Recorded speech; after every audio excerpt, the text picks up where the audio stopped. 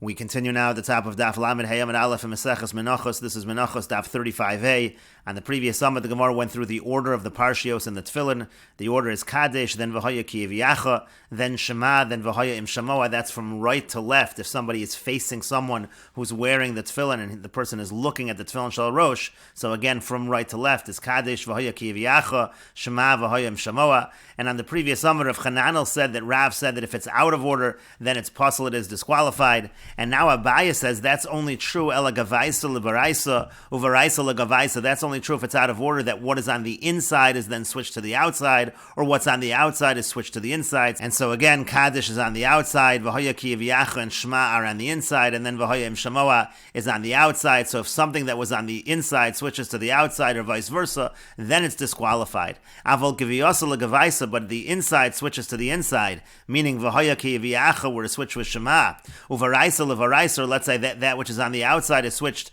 with that which is on the outside. So again, that would mean Kaddish would be switched with V'hoya Im Shamoa, so then less Lunba. So then Abaya says it is not an issue. But the Gemara continues. Amar le Rava. Rava said to him, he said to Abaya, Ma'ishna gavaisa lebaraisa, baraisa legavaisa delo. What's the difference that the inside to the outside or the outside to the inside, that is not good? Tahach deboy lemichse avira lo kachazia, that the parsha which is supposed to see the air, so to speak, on the outside, if it's moved to the inside, it doesn't see that. V'adelo kaboy lemichse avira, and the one that's not supposed to see the air, the one that's on the inside, kachazia, now if it's moved to the outside, it sees the air. So baraisa lebaraisa v'gavaisa v'gavaisa nami. But if the outside is switched with the other one on the outside, or the inside with the inside also, it should be a problem. Hach deboy lemichze avira diyamin, the one that's supposed to see the air on the right, kachazi avira desmol, is now seeing the air on the left. V'desmol kachazi avira diyamin, the one that's supposed to see the left is now on the right. Ella rather lo shna, does not make a difference according to Rava. Any switches of the parshios are going to be a disqualification. And the Gemara continues. V'yamar Rav Chananel amar Rav, and Rav Chananel says that Rav says tisora, the tisora, the tefillin, the tisora of the tefillin, we'll see Rashi in a moment, halacha l'Moshe misinai. That is a halacha l'Moshe misinai. And Amar Abaya says ma'avarta the tefillin, the ma'avarta of the tefillin, halacha l'Moshe misinai. That is a halacha l'Moshe misinai. We'll see Rashi on that as well. V'yamar Abaya, and Abaya said shin shel tefillin, the shin that's on the tefillin, halacha l'Moshe misinai. That is a halacha l'Moshe misinai.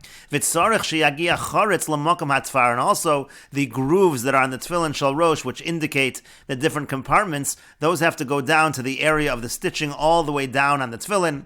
Rav Dimi min Nahardoi Amar, Rav Dimi from Nahardoi says, Kevan de Minkar, as long as those grooves are recognizable, lo tzarech, it is not necessary that they go all the way down to the area of the stitching. And Rashi explains, Tisora Gesher, that's a bridge, because it looks like a bridge, and what it refers to is as follows. Liachar shenosan heigoros bebatim, after the different parchments are placed in the compartments of the Tefillin Shal Rosh, derech hapeh harochav shabatim asuyim ke'ein bote yodayim shakorin guten, again, they're placed in through that opening at the bottom, umachnes heigoros derech hapeh, and again, the parchments are entered in through that opening, v'nosnam bevote hoetzpos, and they're placed in the various compartments, v'chote migimol hadefanos mikol achas miat, and so then on the three sides of the tefillin except the back side, that is all cut. V'hadalid nisheres arucha, but then that fourth side, what we would refer to as the back of the tefillin shel rosh, where the ritzua, where the strip goes through, so that we leave long. V'chofla la'oso orech, and then it's folded over according to the entire length of the tefillin.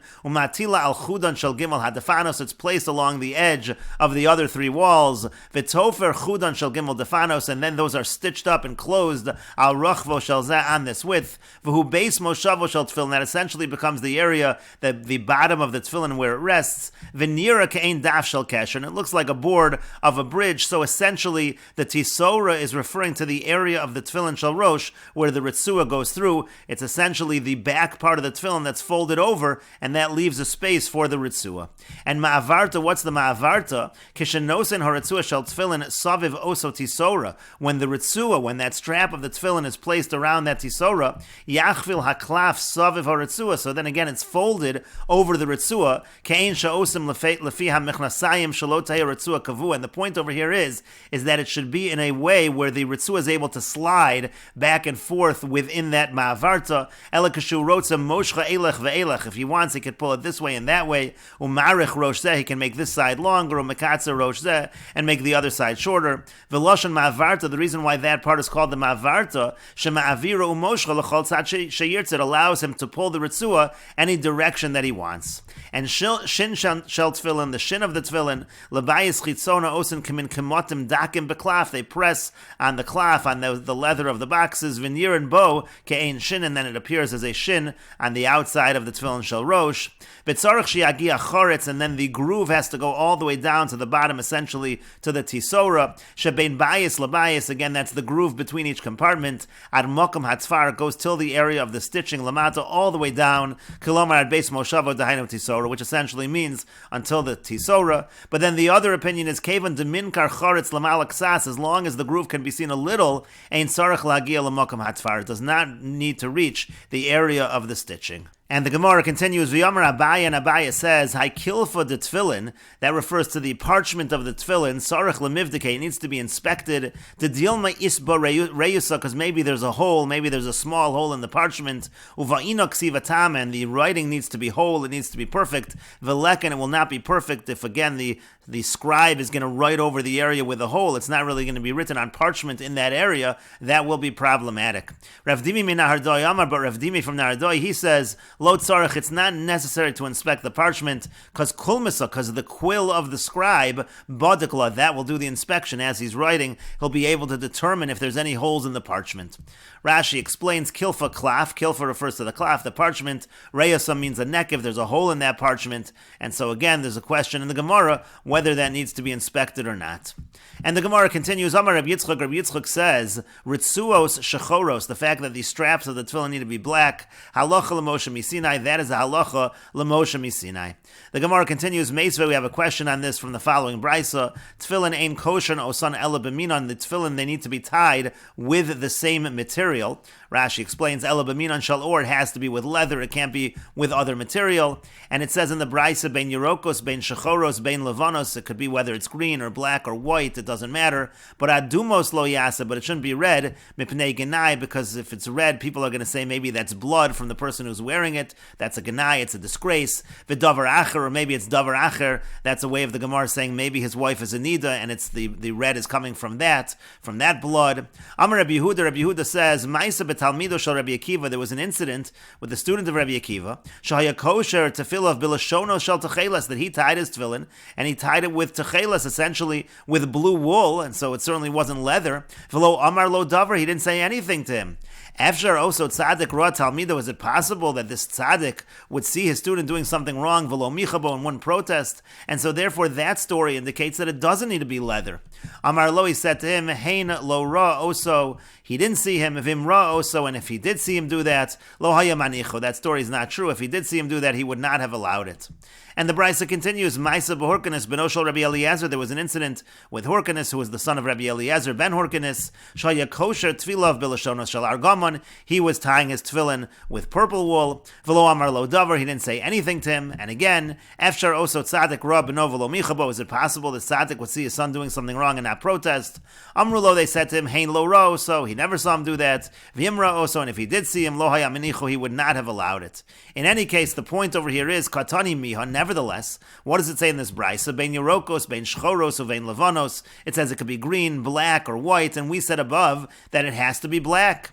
And the Gemara says, Lokash, it's not difficult. Kan mi bifnim. Here we're talking about on the inside, and kan mi bachutz. And here we're talking about on the outside. And Rashi explains, mi bifnim, on the inside of the straps, which touch the head of the wearer, afil levanos, there it could even be white. U'diyamer Rabbi Yitzchak shechoros, and when Rabbi Yitzchak said black, mi bachutz, that's talking about the outside of the straps. And the Gemara continues and asks, Ime bifnim, but if we're talking about the inside of the straps, and the Bryce is saying it could be any color except for red, but my ganai v'davar acher, but what's the disgrace, and what's the davar acher? Again, what's the concern that it's going to be red and people will think it's blood? There should be no concern if it's the inside of the straps. Those are not visible. And the Gemara continues and answers, Zimnin, the mishafchen lei, sometimes it will turn around, it will be upside down, and it will be visible, and therefore there is a concern. Rashi says, the mishafchen lei mashe bifnim bachutz, sometimes what's inside is visible to the outside. It can get turned around, Venira ha'odim, and then the red would be visible, and that is what the Brisa meant. And the Gemara continues, Tana was taught, tefillin merubos, the fact that tefillin need to be square, halach l'Moshe misinai, that is halach l'Moshe misinai. Amar Papa says, bitfaron uvel achsonan, we're talking here about the stitching. One needs to make sure when stitching the tefillin that he keeps it square, and also val achsonan means it has to be such a perfect square that even the diagonal conforms with the dimensions of a square. Rashi explains, tefillin merubos bitofron bitfirasan, again with the stitching. What that simply means is yishmor es ribu, and he has to be careful that it be a square. Shelo yimsho chut hatfira yoser midai, he shouldn't pull the stitching too tight. Shelo yechavnu v'yekatzer rachvo shekoron, because then what's going to end up happening is it's going to curve it in a way that it might no longer be square. Uval achsonan, and in the diagonal shehei ribuan mechuvan arko karachbo. The point is that the length and the width of the tefillin need to be exactly the same, that it's a square. Kedei sheyehelem oso alachson she'amru chachamim, so that it has the exact dimension diagonally that the chachamim say, which is kol amsa beribu. Anytime you have an amma square, amso trechum shebalachsona, the diagonal is going to be 1 amma and 2/5 of an amma in diagonal. V'lo yehi arko yeser al rachbo, the length should not be more than the width. Shafilu yeshlu zavius psulin, even if it has corners, even if it's off by a little bit, it is going to be puzzle. And we should note over here that when we're talking about square, specifically in this Gemara in the opening, we're talking about what is called the ktsitsa, that's the box of tefillin that actually has the parshios in it. So that needs in length and width, that needs to be square. In terms of its height, the Gemara is not discussing the height with regards to that requirement, although it is mentioned in the commentators that the height as well should be equal, that it should be a cube, at least lechatchila. And we should note that this requirement of square does not only apply to the ktsitsa, which is the boxed area where the parshios are, but it does apply to the tisora as well, up until the mabarta. Again, the mabarta is where the strap passes through, but until that point, that base, so to speak, which the ktsitsa rests upon, that base also needs to be square. And the Gemara continues, Lema Messiah, let us say a support for this requirement of square from the following Mishnah. This is a Mishnah in Meseches Megillah. Ha'osa tfilaso agula, one who makes his tefillin round, sakana, that is dangerous, ve'ein ba mitzvah, and it's not a mitzvah, and so therefore it sounds like this Mishnah is saying that the tefillin have to be square. The Gemara says not necessarily, that might not be what the Mishnah is referring to. Amar Rav Papa says, Masnisan da'avida ki am goza. What the Mishnah is referring to is that it shouldn't be round like a nut, meaning the area where it actually rests on the head, essentially, it shouldn't be pointed, because that already can be dangerous, but in terms of the other dimensions, the Mishnah is not necessarily referencing that. Rashi explains, Tfilaso agula, round, the base moshav tefillin. This is the area where the tefillin rests. That's where we see that this Gemara is referring to the tesora as well. Agul, if that's round, she'ein lam base moshav elakim in dofen beitza, it doesn't have an area to settle. It's just like an egg. Sakana, that's dangerous. Rashi explains why it's dangerous. Sheyikones bepesach. Let's say he enters a door. V'yaka rosho beskop, and then he bangs his head. Shelo yichnasu at tefillin barosho. So if they're sharp on the surface that's by his head, it might enter into his head. It could cut him. Ve'ein ba mitzvah, and it's not a mitzvah. To merubo is halacha l'Moshe misinai, because if it has to be square as halacha l'Moshe misinai. Again, that's what the Gemara originally thought the Mishnah was saying. But then the Gemara said that maybe the Mishnah was just referring to amguza, that it shouldn't be like a nut, means to say she'or beis moshav am choded biyos, or maybe it shouldn't be so sharp. Avol ogel ka'ogel uchetabas eima diksheir, but one might say that round would be okay. Sharei yeshlam beis moshav, because there's an area to settle. One might have said that, so there's not necessarily a proof from the Mishnah to the idea again that merubos are a halacha l'Moshe misinai. And the Gemara continues, Amar Rav Huna says, tefillin, with regards to tefillin, calls man shepnei tavla kayemis, as long as the face of the tablet is intact, kasheros, that is still kosher. Rashi explains, tavla ze or shel batim, this refers to the hide of the batim. What that means essentially is as long as the outside is intact, even if in the inside of the tefillin there is some damage, that's still going to be okay. The Gemara continues, Rav Chisda, Amar Rav Chisda says it depends. Nifsaku shtayim ksheros, let's say on the inside, the compartments, so there's holes by 2 of those compartments on the inside, that's kosher. But shalosh psulos, but if there's already 3 of the compartments have holes, have damage, then it's going to be puzzle, it will be disqualified. Amar Rava, and Rava says, Hada amrit shtayim ksheros, when we say that 2 is still kosher, lo amran elazeh shalo keneged zeh, that's only if the compartments are not right next to each other. Aval zeh keneged zeh, but if it's compartments right next to each other that are both damaged, then psulos, then it's puzzle. V'zeh keneged zeh nami lo amran, and if it's zeh keneged zeh, zeh also, when we say puzzle, that's only true ela bechadita. That's only true if it's new, and the reason for that is if they're damaged and they're new, that must be an inferior kind of leather. Avol batikta, but if it's older, so less lanba, that's not an issue because we assume with age that might happen. That doesn't necessarily mean that the leather is inferior. The Gemara continues, Amar le Abaye le Rav Yosef. Abaye said to Rav Yosef, Hechi damyan chadita, what is considered to be new, vehechi damyan atikta, and what's considered to be old. Amar le said to him, Kol hecha ki misli be b'shilcha, v'hader cholim atikta. Any time where if one would pull the hide, it would then return to its place. So that's atikta, that's old. V'idach, and anything else, chadita is considered to be new. Rashi explains, shtayim means shnei defanos b'shnei batim. That would mean two walls in two of the compartments. Zeh shelo keneged zeh. If it's a zeh shelo keneged zeh, if it's not next to one another, so then we say it's kosher if it's just two, but zeh keneged zeh is puzzle. Kegon shenifsak bayis rishon u bayis gimel. Rashi's first explanation is, let's say the first compartment and the third compartment. V'yachot shalim beineim, but the one in between is still okay. Zeh keneged zeh batim asmuchos, and keneged zeh would be, let's say they're right next to each other. That's one explanation of the Gemara, that it literally means the compartments have to have a space between them to be shalo keneged zeh. And Rashi continues with another explanation, lishna achrina, another explanation, zeh keneged zeh. What does it mean zeh keneged zeh? This one next to that one. That's besoch avir choretz echad nifsak dofen bayis zeh v'dofen bayis shekenegdo. What happens is let's say you have one compartment, it gets a hole on one side, and then the compartment next to it on the wall that's the same side also gets a hole, so you essentially have two holes along one wall, so to speak. That would be zeh keneged zeh. And zeh shelo keneged zeh, what would zeh shelo keneged zeh mean? Shenifsak zeh ba'avir echad. Let's say it could be two compartments right next to each other, but as long as the holes don't affect the wall that they share. So this one is on this side, v'zeh ba'avir acher, and this on the other side, shen kera roes chavero, one tear doesn't see the other tear. Shahabayis mafsik beinein, because the compartment is like a separator between them.